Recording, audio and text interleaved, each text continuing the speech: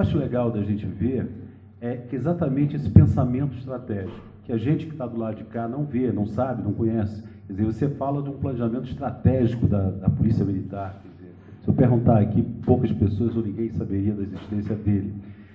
Eu trabalho com estratégia, eu sou professor da FGV de estratégia empresarial, quer dizer, é aquela história, né? A lição sabemos de cor, só falta aprender, né? É só seguir esse caminho. O grande desafio que a gente tem, eu acho, na gestão pública é como é que você integra isso. Dentro de uma empresa, todas as empresas grandes que fazem dinheiro, resultado, o fazem através do planejamento estratégico. Não tem mistério, não precisa adivinhar. O grande desafio é como é que você faz isso em todas as esferas do país. Como é que você monta lá, dentro de segurança, quer dizer, como é que você tem lá quais são as suas direções estratégicas, quais são os teus fatores críticos de sucesso, que é o que a gente aprende. Você está falando uma série de fatores críticos, e quais são os projetos que você disse também que já existem, né? Então, eu queria só dar o depoimento no sentido da maior dificuldade que eu vejo.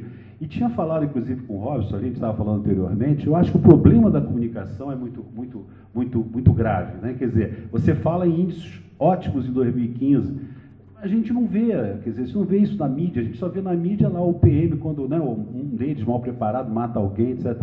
Então, há um problema sério aí que eu vejo nesse assunto em relação a esses dois aspectos. O aspecto da comunicação e o aspecto dessa integração em todas as esferas, tá certo? Enfim, eu queria dar esse depoimento e parabenizar vocês, porque eu acho que o caminho é esse mesmo, é um caminho inteligente, como ele falou, de pessoas inteligentes que estão desse lado, que a gente torce para dar certo, precisa que dê certo, tá? Obrigado. Alô. Obrigado pelas suas palavras. O que a gente vê, o que eu vi ao longo após 35 anos é o seguinte: a gente encontra gente que parece que sofre muito quando pensa. Dói pensar. Então, tem pessoas que se colocam numa posição de ser, vamos dizer assim, operador do sistema. Eu nunca vi o policial como um simples operador do sistema. Eu vejo o policial, e eu sempre falei isso, né? O pessoal está aqui para comprovar isso. Quando reuniões de alto nível, de reunião de cúpula, no alto comando da corporação, ou com oficiais que estão iniciando a carreira, ou com sargentos que estão comandando, são policiais de nível médio, estão lá comandando frações na rua. O policial ele tem que ter a capacidade de formular estratégias, ele tem que ser desenvolvido nessa área, porque é ele que conhece o métier do seu trabalho, é ele que vai dizer aonde que ele pode chegar, aonde que a instituição dele precisa ser aprimorada para onde chegar. Infelizmente, o que a gente vê no serviço público as pessoas preferem se reduzir a meros repetidores de ações. Eu acho que a gente vai mudar isso. Tudo que a gente está falando aqui não muda se não houver uma mudança agora em 2018, em todos os níveis, estou falando em nível político. Se não tiver mudança política, não vai ter mudança de política, não vai ter mudança de polícia, não vai ter mudança de segurança, de ensino, não vai ter mudança de saúde. É importante que o Brasil desperte para isso, que o Rio de Janeiro, em especial, o Rio de Janeiro está numa situação, eu tenho rodado pelo Brasil todo, o trabalho que eu estou fazendo atualmente, não tem nada tão ruim quanto o Rio de Janeiro, ninguém está tão em depressão quanto o Carioca, quanto o Fluminense, e a situação em nenhum lugar do Brasil está tão precária. Ou a gente acorda agora e faz a mudança, ou a gente vai continuar desejando que os nossos funcionários públicos, que os nossos profissionais de polícia sejam meros operadores do sistema. Quem se posiciona nesse contexto, eu sou simplesmente um operador do sistema, eu desejo que alguém produza alguma coisa lá para eu aplicar, essa pessoa, e aí tem que entrar uma classe política capaz de identificar isso e retirar esse cara e colocar gente que realmente quer fazer a mudança. Em relação à mídia, concordo plenamente. Tive uma passagem de quase 2 anos pela TV Globo, conheço perfeitamente o pessoal da coisa, e o que eu vejo é o seguinte, conversava muito com eles, o volume de fatos que acontecem, de notícias que acontecem no Brasil é alucinante, é tão grande, que as pessoas acabam perdendo a memória. Então, uma das nossas ações, quando nós entramos no dia 1º de janeiro, no dia 2 de janeiro, dia 1º de janeiro foi a posse está publicado dia 1º de janeiro, mas no dia 2 de janeiro foi a nossa primeira ação. A nossa primeira ação, enquanto comando geral da instituição, foi a convocação, foi o convite a 350 pessoas notáveis do mundo acadêmico, empresários, jornalistas, para que a gente pudesse apresentar as nossas ações. A sequência do Givari.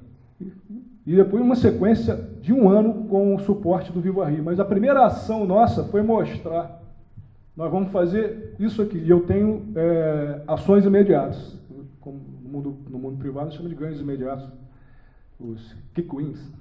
O que é que eu vou fazer de imediato para você ter segurança? Vou fazer isso, isso, isso. E o que é que eu vou fazer a curto prazo? Ou seja, a curtíssimo prazo, vou fazer isso a curto, médio e longo prazo. E aonde que a gente pode chegar? A gente pode chegar lá em 2018, nós estamos em 2015. Se tudo der certo, se tudo colaborar, a gente chega em 2018 lá. Isso foi mostrado no primeiro dia, Marco Túlio estava presente, testemunho ocular da história. Está ali balançando. Estava lá e é isso lá. Então, qual a intenção disso? Primeiro, mostrar que a gente tinha um planejamento, que a gente estava dominando o processo. E segundo, mostrar para representantes da sociedade, olha, a gente quer que você conheça isso não é segredo, isso faz parte do nosso trabalho, o trabalho, inclusive, que você paga por ele. E que você, se a gente sair, porque a gente tem essa questão da volatilidade, né, no cargo, se a gente sair, você cobra de alguém a implementação disso, que vai ser bom para você. Essa é a intenção nossa, não? Né? Então, e a gente tomou a mídia como uma possível parceira. Não, se a gente tem que fazer com que isso seja,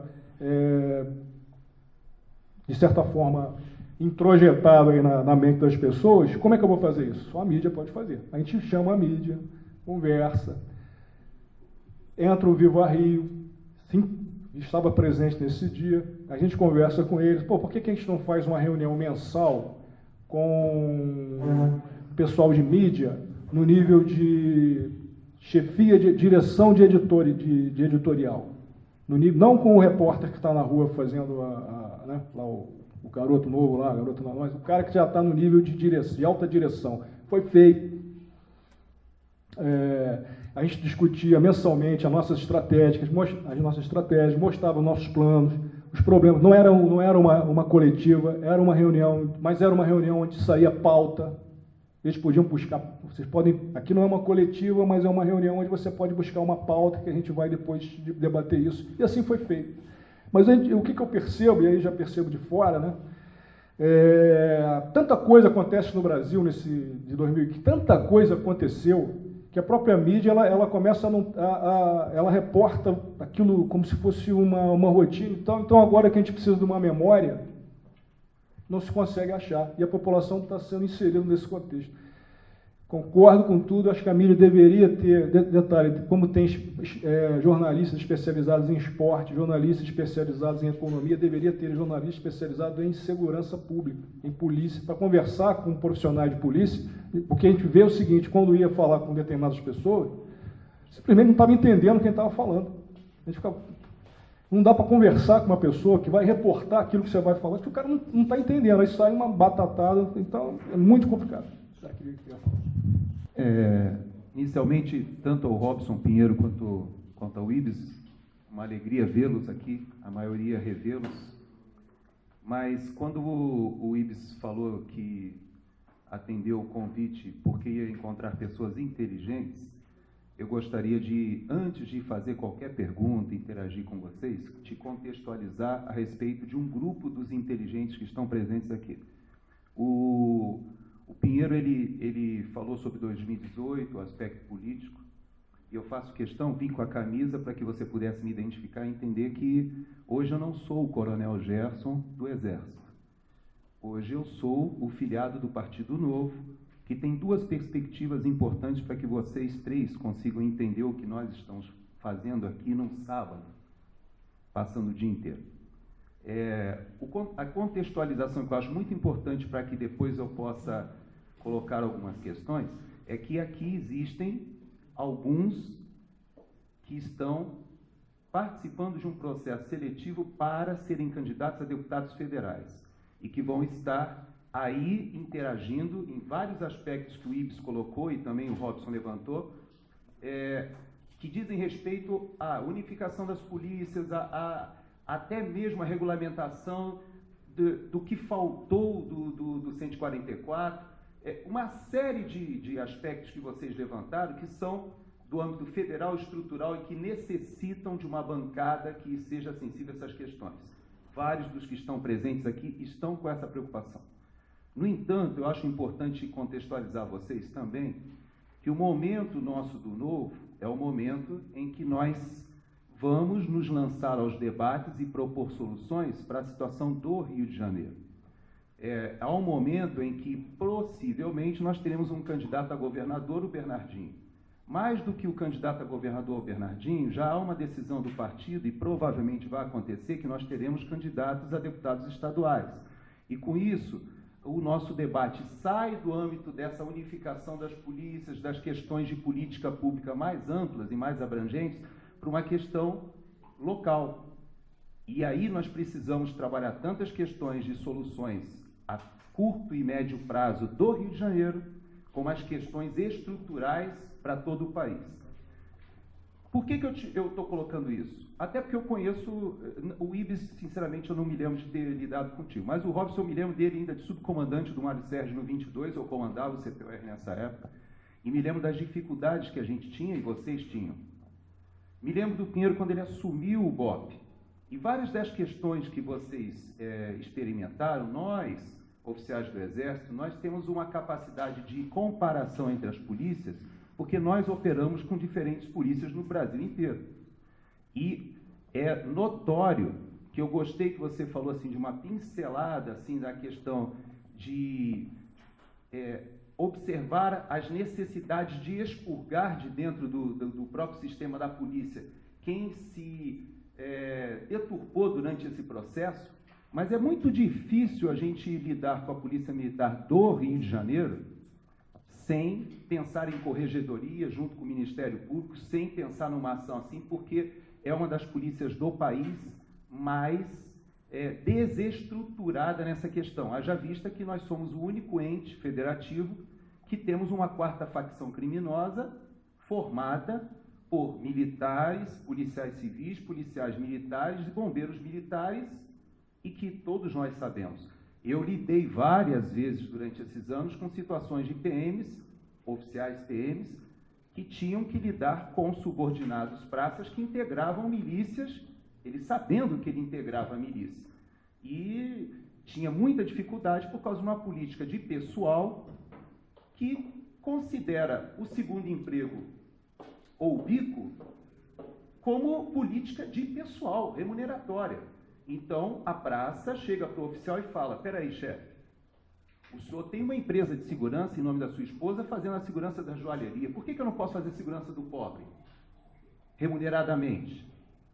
Então, nós temos uma questão estrutural no Rio de Janeiro que, se vamos pensar em uma política pública, e aqui tem vários candidatos a deputados federais, mas nós teremos vários candidatos a deputados estaduais e um governador que precisará montar ou um candidato a governador que precisará montar um plano de governo para fazer frente às questões de segurança pública no Estado do Rio, nós precisamos de uma série de suportes de vocês, de subsídios, para que a gente possa estar montando alguma coisa ou subsidiando, ou acrescentando alguma coisa que possa ser interpretada.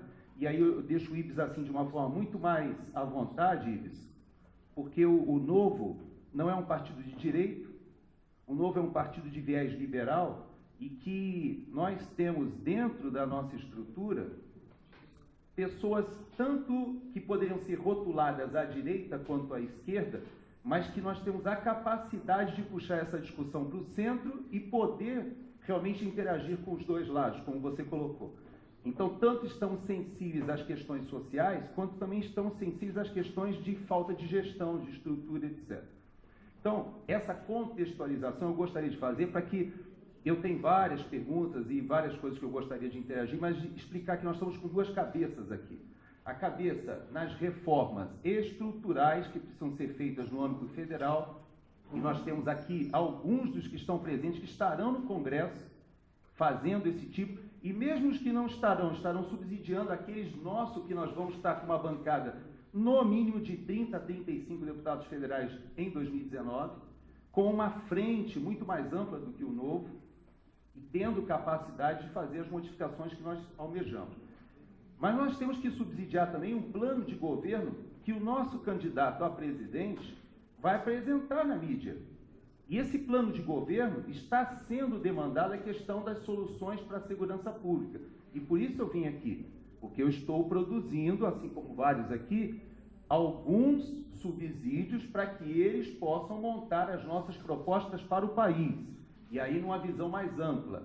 Mas nós temos um candidato a governador, que nós temos que ter as soluções para o Estado. Então, por isso que eu queria explicar para vocês o contexto do que nós vamos debater, conversar, e até por lealdade ao que o Ibis colocou, te contextualizar em relação aos que estão aqui presentes, alguns dos que estão aqui presentes, não são todos, mas que têm essa perspectiva política das soluções no âmbito estadual e no âmbito federal.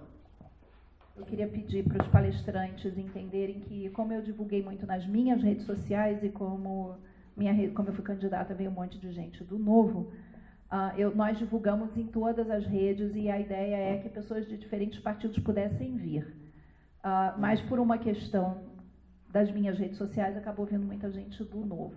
Então, eu acho que a gente podia colocar essa questão como um subsídio para a formulação de campanha de pessoas de qualquer partido, dentro de uma abertura democrática de compartilhamento de experiência. E eu queria aqui também dizer que o espaço, a Casa de Arara está aberta para pessoas de todos os partidos que queiram participar com a gente.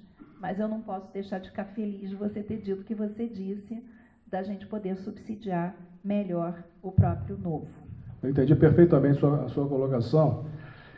A gente, quando estava no serviço na ativa, né, a minha preocupação enquanto comandante sempre foi trabalhar com os meios que me eram disponibilizados, com as ferramentas que me eram disponibilizadas. Para o policial, uma das ferramentas, talvez a principal, certamente, é a lei. Não cabe ao policial mudar a lei, ele não tem essa capacidade jurídica, ele não tem esse condão de mudar a lei. Então, eu sempre verificava o seguinte: quando você vai a público, ou você, chefe de polícia, comandante e você fala para os seus comandados, essa lei não funciona, essa lei... Você está criando uma possibilidade de uma depressão coletiva. Então, a gente tem esse trabalho que a gente fez, que a nossa equipe fez na criação de um alinhamento estratégico, ele está pautado na legislação atual. Querendo dizer o seguinte: aquela pessoa interessada em ter acesso a uma possibilidade de você efetivar uma mudança no Rio de Janeiro, você tem já um norte para o seu partido, para o partido A, B ou C. Isso é público, foi da lavra de centenas e centenas de pessoas, mas é público. E nós, enquanto especialistas em segurança, especialistas porque nós trabalhamos nessa área, chegamos no nível tal, e nós somos um tipo de especialista que mostra um resultado. Eu não vivo hoje eu não sou mais da área de pesquisa de segurança pública, eu tenho um outro caminho, mas eles estão militando nessa área, e a gente sempre fala o seguinte: se você trabalha nessa área, olha só, eu estou falando uma coisa e eu tenho um resultado para te mostrar. O meu resultado está pautado também numa legislação atual, que a gente agora, fora da polícia, eu posso perfeitamente debater sobre isso. A gente pode mais. Se houver alguém predisposto a levar essa discussão à frente, ela será vitoriosa mais à frente, porque quem buscar essa discussão vai enfrentar resistências absurdamente grandes do ponto de vista corporativo de uma série de instituições. Nós tivemos em 2015 um debate aqui na Assembleia Legislativa, isso está você vai encontrar isso no YouTube, você vai ver pessoas que hoje que são deputados estaduais, falando verdadeiras aberrações sobre a possibilidade de mudança da evolução da atividade policial no Brasil, e a gente falando o seguinte: nosso interesse é o interesse público, não é o seu interesse, não. Me interessa o que você está pensando em relação à sua instituição, eu estou preocupado com o público. Isso o policial falando. E o sujeito da Casa Legislativa defendendo interesses corporativos. Está no YouTube, não vou dizer o nome de alguém, inclusive é candidata aí a governadora. Está aí, falou. Se vai desmentir, vai ser difícil, que está gravado agora. a gente trabalha dentro do arcabouço jurídico existente. Tem trabalho aqui, tem resultado, tem trabalho apontando. Podemos melhorar? Muito. Vou copiar um modelo americano? Não vai funcionar. Tem que ser uma coisa brasileira dentro de uma matriz de origem nossa. Isso tem modelos aí fora para desenvolver. Então, é possível. Eu também vou passar para o Robson. Agora é o seguinte, eu ficava e fico extremamente preocupado quando vai uma autoridade da área de segurança dizer que o problema dele é a lei.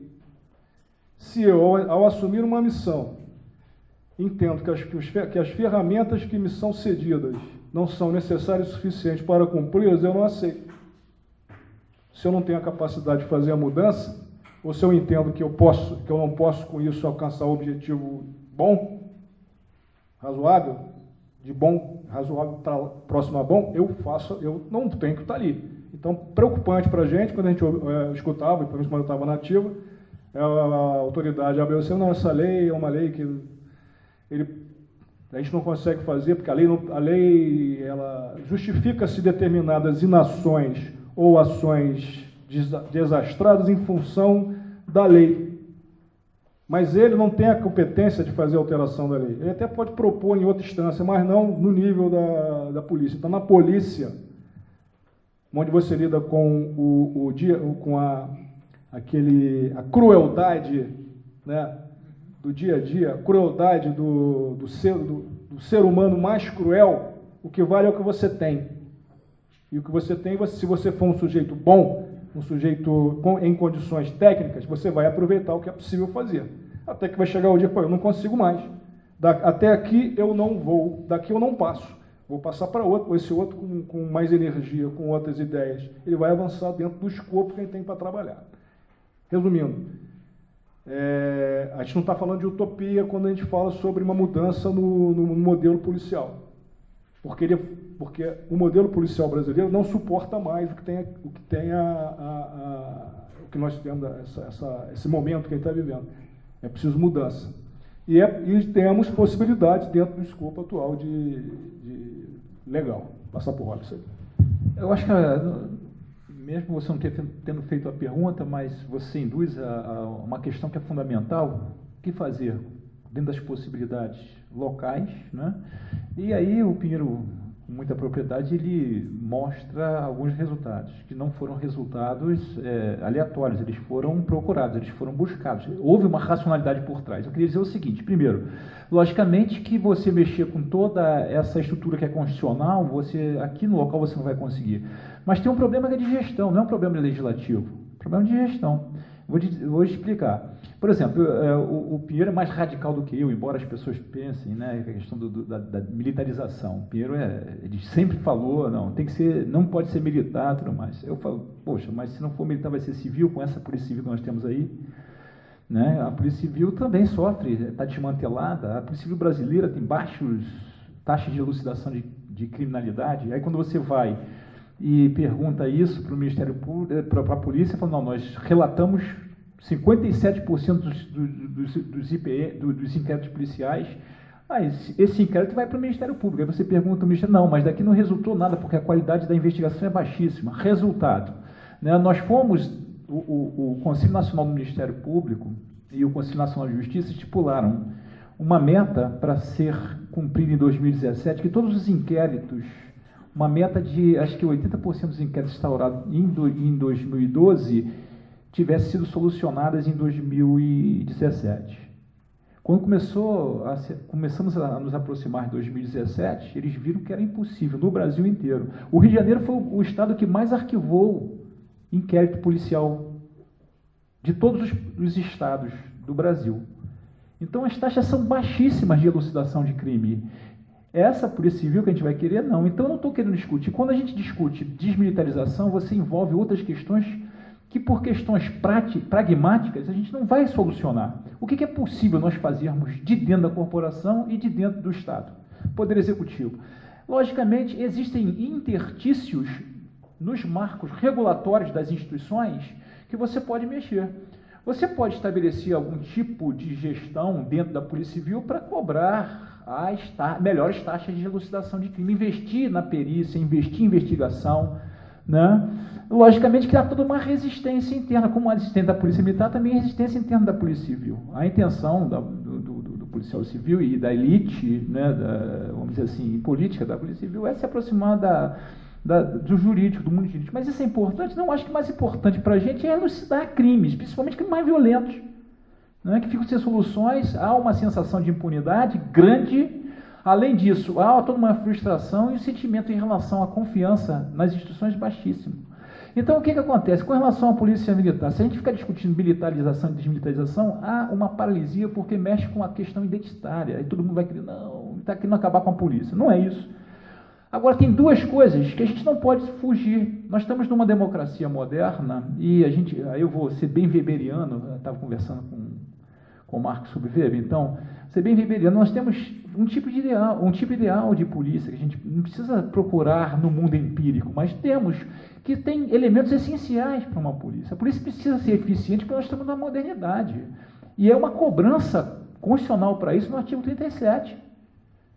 O serviço público por obrigação constitucional, tem que ser eficiente porque está lidando com recursos públicos. Recursos públicos, logicamente, não são recursos da polícia ou da Secretaria de Segurança. Então, precisa ser eficiente. A outra precisa ser compromissado com os valores republicanos, da transparência, da dignidade humana, a proteção dos direitos, tudo isso. Então, não precisa buscar no mundo inteiro, precisa ser eficiente e tem que estar compromissado com os valores republicanos. Eu pergunto, qual é a distância que nós temos de todo o nosso aparato de justiça criminal e polícia desse tipo ideal? Imensa. Porque, por exemplo, você tem, aí vamos para o empírico, você tem na mesma região, eu vou falar da região da América Latina porque é a que mais me interessa, porque temos fatores em comum, já falei isso. Então, eu vou procurar aqui na região, você vê, por exemplo, a polícia do Chile, que é militar. Mas ela tem um resultado muito interessante, que é a legitimidade. O maior patrimônio de uma polícia é a confiança. Então, você tem uma polícia que é militar e tem eficiência, e tem legitimidade junto à população. Então, não importa qual modelo que o cara encontrou, ele tem que ser eficiente e tem que ter razão. Mesmo com o mesmo problema que nós tivemos aqui de ditadura, uma polícia pós-Pinochet.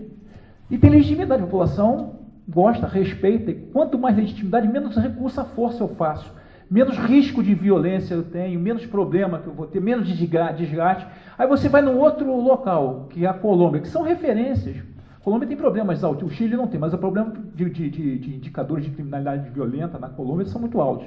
Mas eles tiveram uma reversão incrível, que foram referência mundial. E aí você vai perguntar, tem toda a estética militar, você vai olhar a Polícia Nacional da Colômbia, a polícia é um exército. Entendeu? E, inclusive, recebeu financiamentos para combater o narcotráfico. Mas houve uma revolução nas duas polícias, uma reforma que buscaram esses dois parâmetros. Se aproximar dos direitos republicanos, do que está consagrado nos compromissos republicanos. Nós somos uma nova democracia, somos uma moderna democracia, e o outro foi a eficiência. E eles lá, num primeiro momento, por interesses muito particulares e resistências institucionais, de uma cultura organizacional, eles queriam ficar junto com o Exército para a política de combate ao narcotráfico, também tinha interesse de corrupção. Aí você tocou no outro ponto que é fundamental. Dois fatores que deterioram a confiança de uma instituição policial em qualquer parte do mundo. Olha que eu estudo isso em comparação em tudo quanto é parte. Mas são duas coisas que são fundamentais. Violência policial extremada, acima do legitimado, e corrupção. Se não tiver, isso é possível fazer em modo de gestão, não precisa mudar toda a estrutura. Então, você pode, sim, investir e cobrar dos gestores, em vez desses gestores ficarem falando que o problema é de lei, aí não, o problema não é dele, porque fala que a lei é constitucional, então o problema não é meu. O problema é da finança, não, mas tem coisas que se pode fazer. Você pode ter uma polícia eficiente, sim, você pode, com todos os problemas que você tenha, e você pode ter compromissos republicanos. Você pode, sim, usar a força necessária do que um extremo, porque olha a incoerência, eu vou explicar para vocês, né? Porque o que perde legitimidade? O uso exagerado e o uso omisso, ou desuso, ou não uso da força. Aí a desculpa é, crise econômica, eu não tenho dinheiro para fazer. Ora bolas, em determinados espaços da cidade, você tem um uso excessivo da força. A morte, os indicadores mostram, o uso excessivo gasta mais. Você está sendo extremamente abusivo, você gasta com operações. Em outros locais você está sendo omisso, porque os indicadores estão lá em cima. Em todos os dois parâmetros, você tem perdido legitimidade da população. A população não acredita mais, porque onde não há necessidade de tanta força, se usa muita força, extrema, letal. E onde você tem necessidade de usar a inteligência, a racionalidade para diminuir os indicadores, você não diminui, você perde dos dois lados. A política é equivocada, principalmente quando se fala de gestão. Como é que eu vou falar que eu não tenho recursos e utilizo mal? Então o problema é equilíbrio disso, não está havendo. Uma solução aí vem, que eu não queria falar, não ia tocar nesse assunto, mas nós colocamos uma solução. Isso foi colocado na primeira reunião, o Marcos estava lá, quando apresentamos a população, que foi um modelo que é a Companhia Integrada de Polícia de Proximidade. Qual é a razoabilidade disso? Qual é? Ora, a gente já estava sabendo que nós íamos nos deparar com crise financeira. Se gastava muito, havia muita fartura, pagava hora extra de policial, pagava tudo, gastava todos os recursos. A gente sabia que isso não ia dar coisa boa. Então, a gente entendeu, o município querendo entrar, mas não sabia como, só pagava o PP. A gente entendeu o seguinte, o maior problema do Rio de Janeiro não é problema no interior do Rio de Janeiro, em algumas áreas, mas na região metropolitana. E em determinadas áreas da região metropolitana, se a gente for ver as taxas de homicídios por 100 mil habitantes. Então, qualquer política local precisa de um plano regional, um plano da região metropolitana, um consórcio entre prefeitos. Então, é bom, é interessante que quem vá para a política saiba disso. Problemas com dinâmicas diferentes. E aí não tem recurso, porque o que as prefeituras, o que o poder local exige, pede para o município, mais polícia, não vai resolver. E uma polícia só, a polícia de combate, não a polícia de investigação. Aí o que acontece? Todos os problemas se reproduzem de uma forma exponencial. Não se resolve. O que se resolver, o que o município pode fazer? Deixar dentro do município o que ele pode pagar. Então essa companhia integrada, ela vinha com uma proposta orçamentária local e com a força da polícia, das duas polícias, Polícia Civil e Polícia Militar. Ou seja, tudo que fosse terceirizável entraria nos orçamentos locais. Isso seria um plano que poderia ser levado até para Brasília, uma forma de financiamento, tecnologia, viatura, combustível, atendimento, tudo isso na Companhia Integrada de Polícia de Proximidade. E por que Polícia de Proximidade? Porque foi, dentro do nosso planejamento estratégico, nós entendemos que mais de 200 anos de polícia, a única vez que nós ganhamos mais legitimidade junto à população foi com a junta da pacificação. Então hoje está todo mundo falando que é a pior coisa. Não foi. Tem coisas que são positivas. Nós ganhamos alguma coisa que nós não soubemos traduzi-la em agregar valor para uma reforma interessante. Nós não fizemos. Podemos fazer? Podemos, sim. É gestão. E me desculpem, tenho amigos lá agora na gestão, mas em relação à competência e a lidar diante de uma crise, capacidade zero de solução e de reação, e só tem gerado mais problemas do que eles são na realidade. Então, sim, se jogaram fora e não avançaram com isso, é lamentável, né? Porque isso seria uma forma de você agir com uma certa racionalidade de uma crise, ou seja, você trazer financiamento de uma forma razoável de atuar, implicando e obrigando Polícia Civil a investigar, Polícia Militar fazendo a prevenção e a Guarda apoiando na postura pública, né? E você participou disso, das discussões, mas por meras vaidades, né? Na época de todo mundo brigando por vaidade, por luxo, por holofote, acabou, quem se prejudicou foi a população. Isso não mexeria com nenhum arcabouço mais consolidado e constitucional. Isso mexeria com gestão, mexeria com a questão local e tem solução sim. Já que vocês não me conhecem ainda, por uma questão de lealdade, eu também queria falar uma coisa sobre a minha trajetória e o lugar de onde eu falo hoje. Eu passei 32 anos na Polícia Militar e nunca falei ou pensei nada em termos de como a polícia deveria se organizar ou como a segurança pública deveria ser formulada, apenas como técnico. Eu, quando entrei na polícia, vinha de uma militância católica, ligada à teologia da libertação, pastoral de favela, da qual eu nunca me afastei. Eu não consigo olhar para 60 mil pessoas mortas ou para 700 mil pessoas encarceradas sem tomar a lição evangélica de me colocar no lugar dessas pessoas.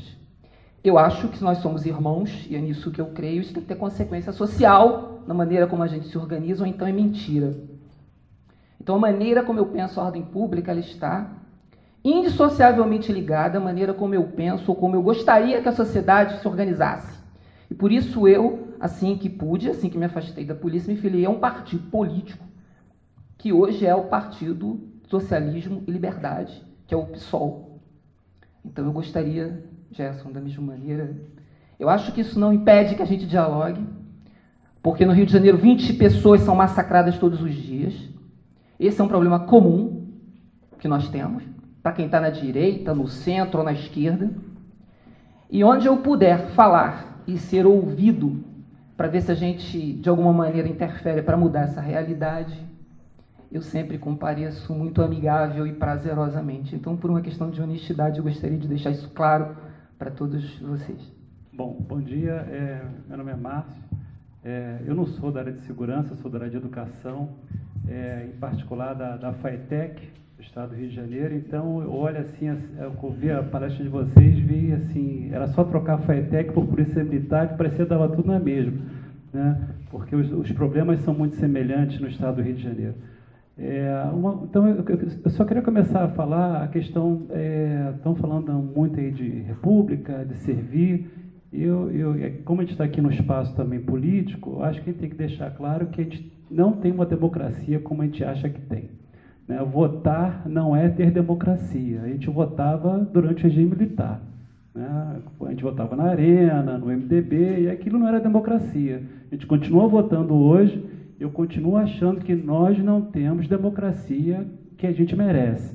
Então, acho que os candidatos aí, a deputado federal, a deputado estadual, a governador, têm que ter a clareza de que nós precisamos refundar a nossa democracia, para que os nossos poderes públicos não se sirvam da sociedade, mas que sirvam a sociedade. Isso impacta a FATEC, isso impacta a Polícia Militar, isso impacta todos os órgãos que a gente tem na nossa sociedade, porque a gente acaba não servindo a nossa população.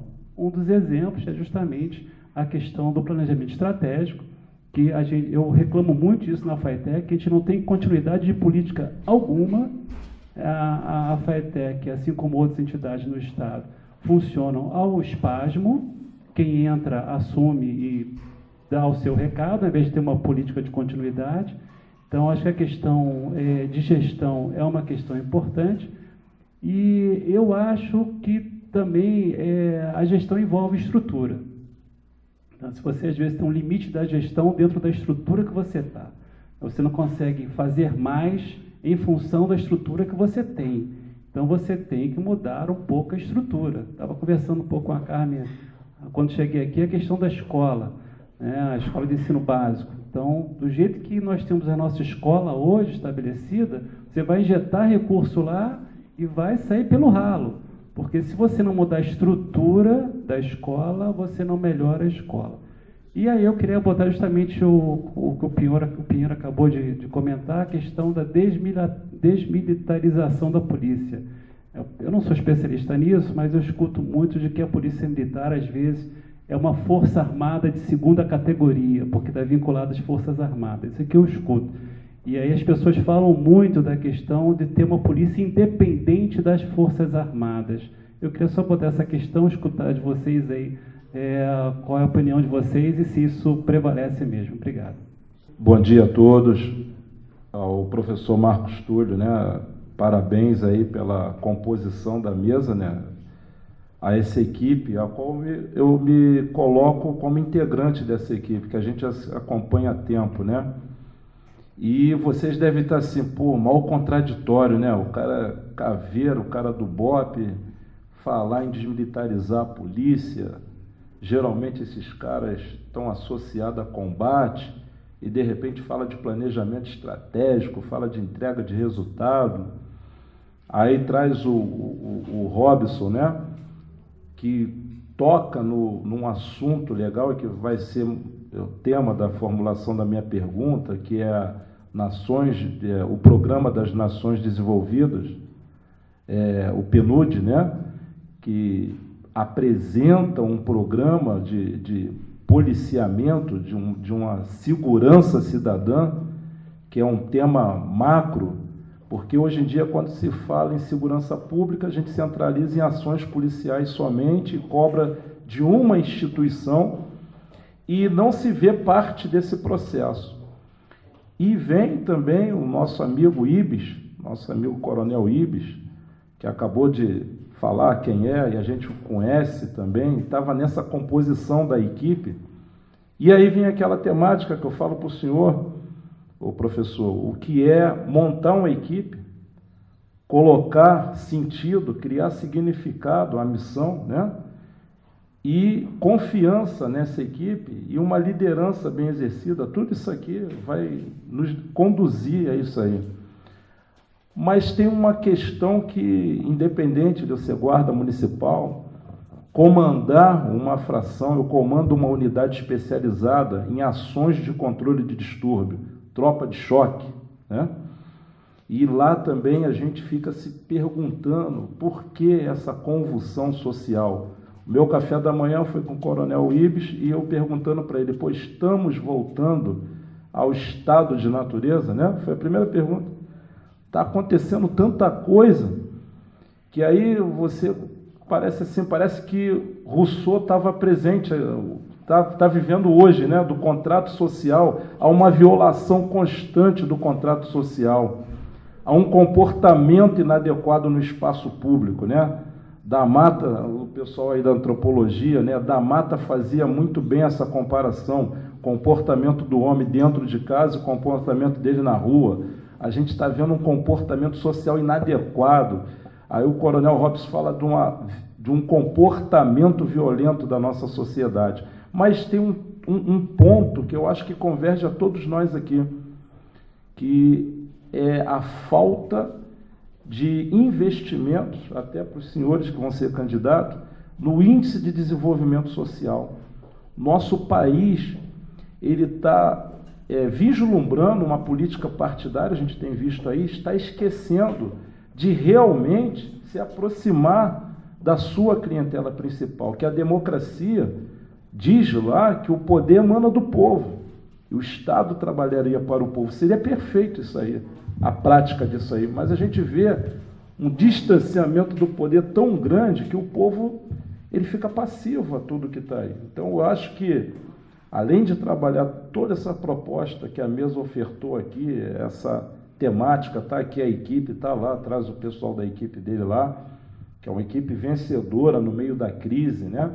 Mas eu acho que fica a minha formulação depois, Coronel, eu queria que o senhor falasse sobre o índice de desenvolvimento social para a gente um pouquinho, para a gente tirar o foco só de polícia, que eles foram bem precisos nessa temática, mas que a gente falasse um pouco de investimentos no índice de desenvolvimento social, até para que os colegas que são candidatos a deputado federal pudessem ir com uma ideia bem ampla do que é esse sistema de segurança pública no nosso país. Tá bom? Obrigado a todos aí, um bom dia.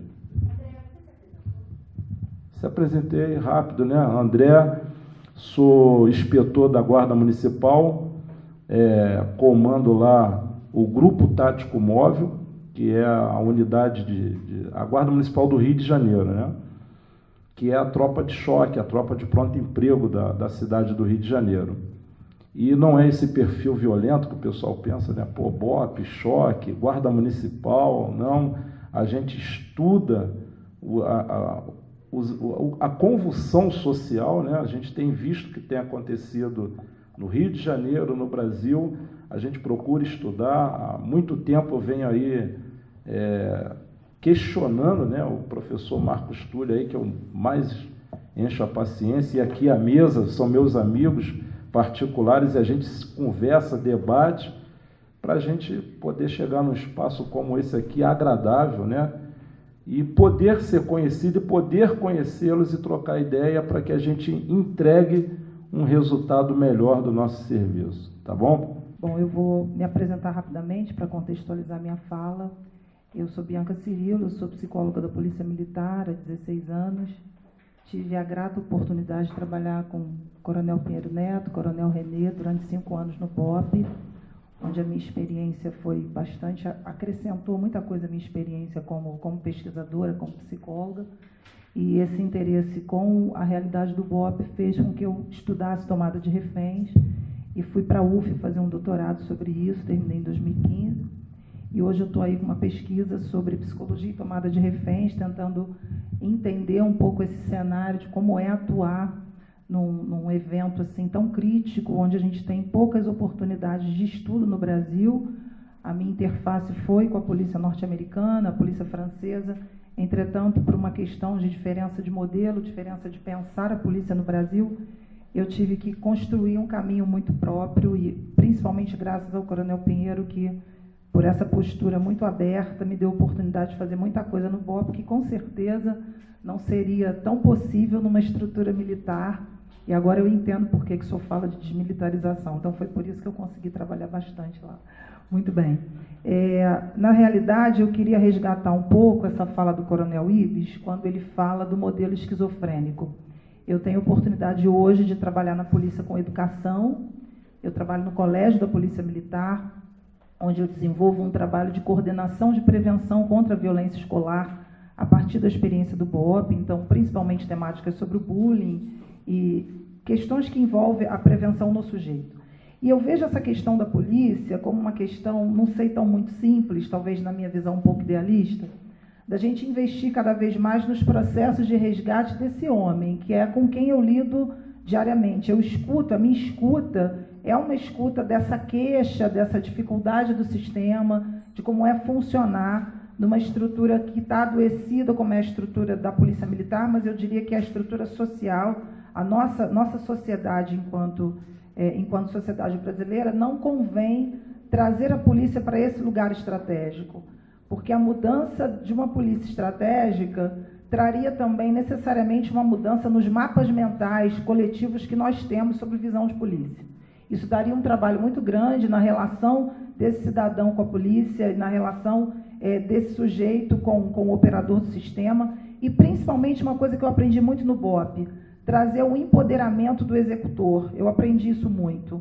Como que esse policial da ponta, ele é empoderado nas suas questões de gestão de liderança, como ele consegue, de uma maneira muito diferenciada, ter uma outra subjetividade e uma outra visão do papel dele nessa mudança do modelo policial. E eu acredito que isso é, de fato, isso é a base para se pensar numa nova estratégia, ou seja, o investimento nesse empoderamento, nessa subjetividade que está massacrada, onde ele pode ter uma outra voz. E aí, quando os senhores falam desse desenvolvimento de pessoas e nessa possibilidade de estar fazendo confrontando mais esse modelo esquizofrênico, que eu acho muito difícil trabalhar nele, onde a gente precisa dar voz e, ao mesmo tempo, não se tem espaço para que essa voz, de fato, seja efetiva. Então, como é que os senhores pensam a questão do desenvolvimento de pessoas nesse modelo estratégico? E eu, enquanto psicólogo da instituição, qual seria a sugestão e a proposta para que a gente continuasse nessa contramão do sistema, que é isso que os senhores estão propondo, mesmo que seja em termos de micropolítica? Eu acredito nessas revoluções moleculares. Se a gente ficar pensando em revoluções apenas estruturais, nós vamos abortar de nós esse empoderamento de fazer frente ao sistema. E aí eu gostaria que os senhores, por favor, desenvolvessem mais essa perspectiva do desenvolvimento de pessoas. Muito obrigada. Meu nome é Sérgio Pereira. Carmen mencionou rapidamente ali, eu sou oficial de Marinha, né? E também atuo como professor da FGV. Aí fiz o meu mestrado em 2006 e tive a oportunidade, na sequência, até trabalhar um pouco com o PNUD, na época, com um projeto que existia de capacitação das polícias. E também, um pouco depois, eu participei da elaboração do planejamento estratégico da Subsecretaria de Educação da Secretaria de Segurança do Estado. Então, assim, isso foi na época, em 2009, né? Aí já existia esse movimento e eu achei bastante salutar exatamente perceber que vocês continuaram um projeto tornando muito mais complexo, pelo que eu vi. Gostaria até de aprofundar nesse documento depois. Eu passo aqui por diversas questões. Eu acho que me solidarizei um pouco com você, Ibis, e eu peço desculpa porque eu não sei se eu perdi, mas eu não vi a qualificação de cada um dos senhores que estão na mesa. Eu entendi que todos são da polícia, né, e são da reserva e atuaram em algum momento na ativa da polícia. Mas eu me solidarizo que eu vejo muito o discurso político hoje, ele não está na busca de soluções para a sociedade, mas talvez na busca de interesses particulares ou até interesses partidários que às vezes não estão alinhados com o que a sociedade quer. Eu acho que a gente tem que trazer de volta, como até o Márcio colocou, né? Exercer a democracia, aproximar o cidadão e talvez a saída, como foi mencionada por vocês, de repente empoderar, vou tomar a liberdade de copiar um termo seu, mas empoderar o município nas suas atividades, talvez seja muito mais interessante.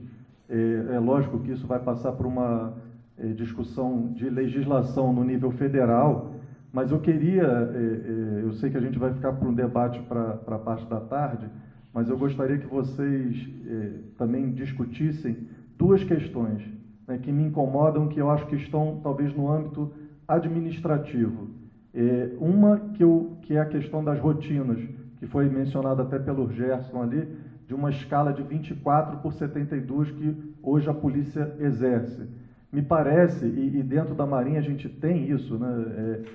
Quando o navio viaja, a gente está 24 horas direto, são escalas diferenciadas, mas nas organizações de terra, aquele militar que trabalha 24 horas, né, com serviços em determinados horários, no dia seguinte ele está fazendo um trabalho administrativo normal.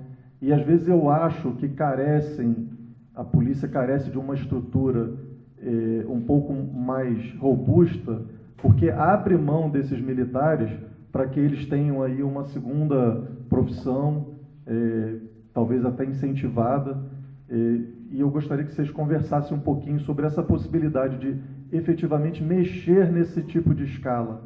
E a outra questão, que é algo que também a gente vê recorrentemente aí na mídia, é a questão da corrupção, e não só nos escalões mais inferiores, mais baixos, mas também nos escalões mais altos, que vira e mexe a gente vê algum escândalo de um comandante de um batalhão envolvido em algum esquema de corrupção. Eu queria que vocês conversassem um pouquinho nessa temática aí na parte da tarde.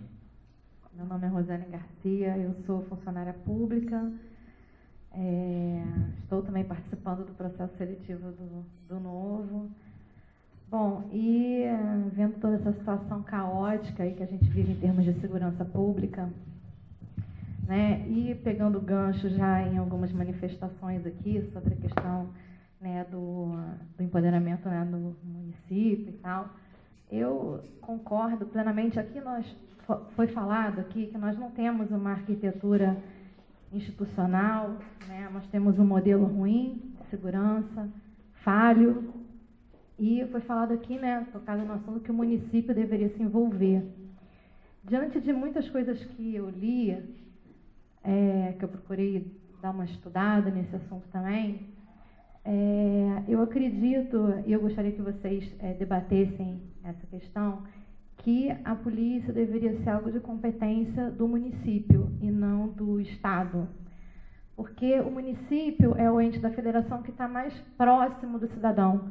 É muito mais fácil, por exemplo, o cidadão aqui de Petrópolis ir bater na porta da prefeitura para cobrar alguma coisa ou reclamar, do que bater na porta do governo do Estado. Eu acho que a população tem que estar muito mais próxima dessas políticas públicas essenciais, como é o caso da segurança. E outro aspecto que eu tenho visto aqui com relação a isso tudo é que, infelizmente, nós temos uma polícia, nós não temos uma polícia preventiva, talvez até por falta de efetivo, de investimento e de muito dinheiro que se perde com corrupção, né? eu acredito que assim, nós temos uma polícia que passa o tempo inteiro correndo atrás do crime que já aconteceu, ao invés de prevenir a criminalidade. E isso é um ponto que eu gostaria de tocar e que, de repente, fosse tema de debate para a parte da tarde, porque eu estive lendo, assim, eu vou tocar aqui no assunto até da questão da redução que houve, né, acho que na década de 90, se não me engano, da redução da criminalidade que houve na cidade de Nova York. E tudo que foi implementado naquela época, naquela cidade, foi pelo prefeito. Então, foi uma política bem próxima da população. Ali nós tivemos a implementação de medidas conjuntas e contínuas que ajudaram a reduzir a criminalidade, que envolveram integração de polícia e sociedade, muita tecnologia e uma ampla reforma da polícia, que é o que também está sendo tratado aqui.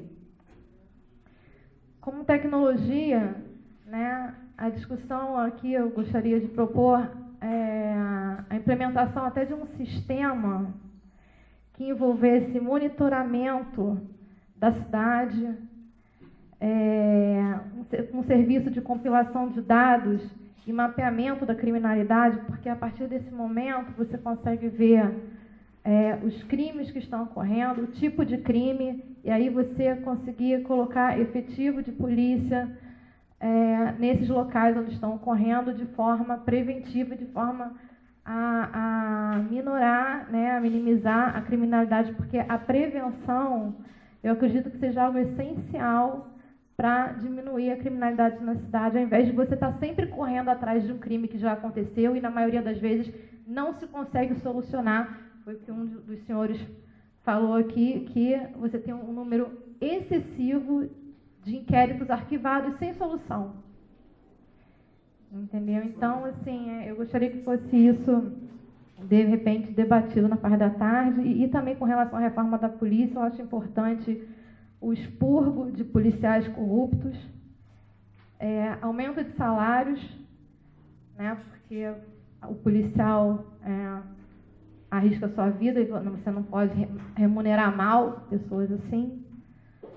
E, enfim, de repente, aumentar o nível de escolaridade para o ingresso na polícia, porque eu acredito também que deva existir assim, uma carreira dentro da polícia, como um dos senhores muito bem colocou aqui. Então, eu gostaria que fossem debatidas essas questões. Muito obrigada.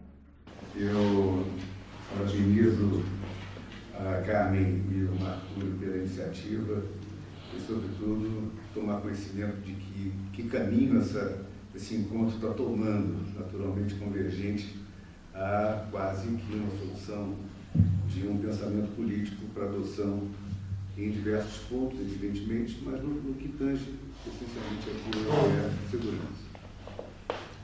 Eu sou arquiteto, meu nome é Aleia Paulo Serra e já passei pelos 40 anos da minha vida fazendo arquitetura. Tive uma ocasião no metrô, trabalhando no planejamento urbano, então era a aplicação de uma série de entidades dentro do planejamento urbano.